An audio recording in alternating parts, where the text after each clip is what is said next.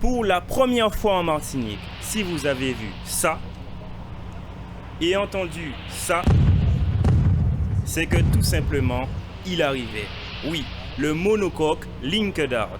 Avec son escorte, nous étions là aussi, au cœur, pour vous faire vivre au plus près l'arrivée du vainqueur de la catégorie IMOCA.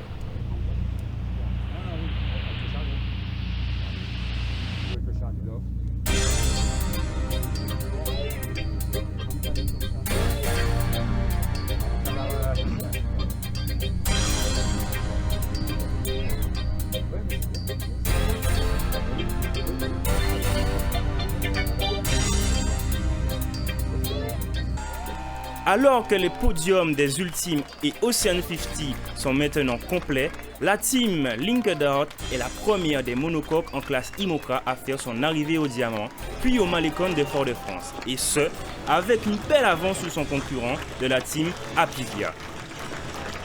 En effet, ils remportent donc la Transat Jacques Vabre 2021 dans leur catégorie.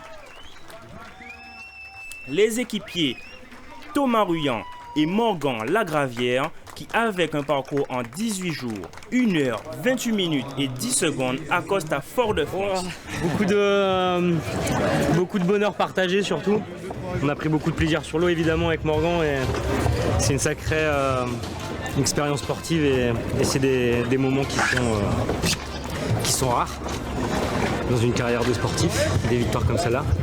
Mais surtout, c'est beaucoup de bonheur de pouvoir le partager avec toute l'équipe que vous voyez là, avec un partenaire d'une qualité immense, Advance, dont le président est juste là, Alexandre, qui a donné sa visibilité au bateau à Linked Out. On a passé du temps au Havre avec une partie de la promo et je sais que ça se passe bien, j'ai eu quelques nouvelles en arrivant. Donc voilà, pour tout ça, c'est ce partage en fait finalement. Je suis évidemment content sportivement de remporter une course comme la Transat Jacques Vabre, c'est une grande classique. De le faire avec Morgan encore plus, mais surtout de le partager quoi.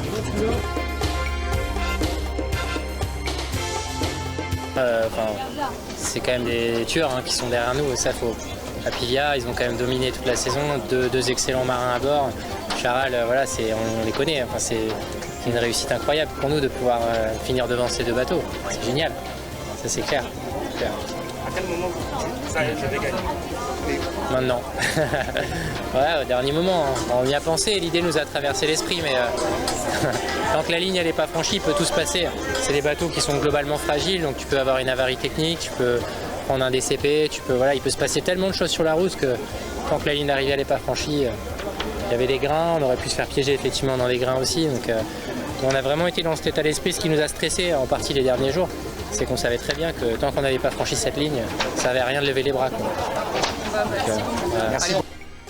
À savoir quand même que le duo a passé 72% de la course en tête, sacrée performance.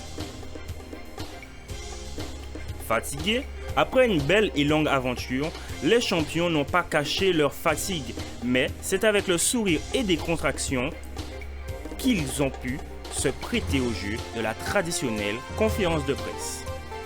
C'est une Transat à 19 jours, tu peux pas te dire que ça se gagne en 1 ou 2 journées, c'est vraiment l'accumulation de bons et de mauvais moments et d'essayer de vivre les mauvais moments le moins mauvais possible, le moins mal possible.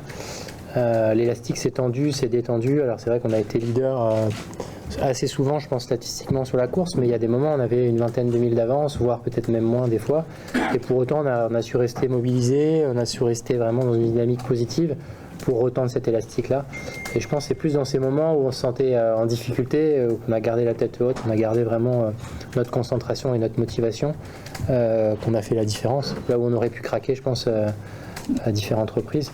Enfin, Thomas Ruyant, capitaine du navire, était à notre micro pour nous livrer le secret de la victoire.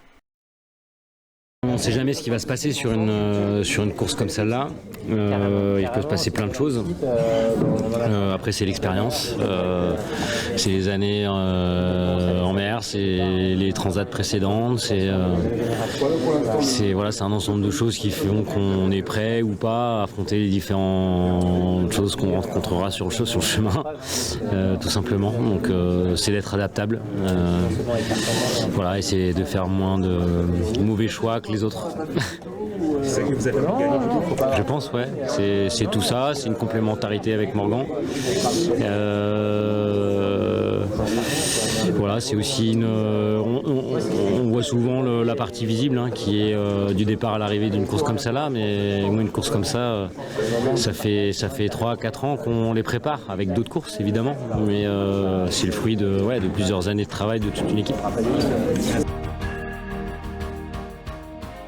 Merci et à bientôt pour un nouvel épisode de Au cœur de la Transat Jacques Vabre.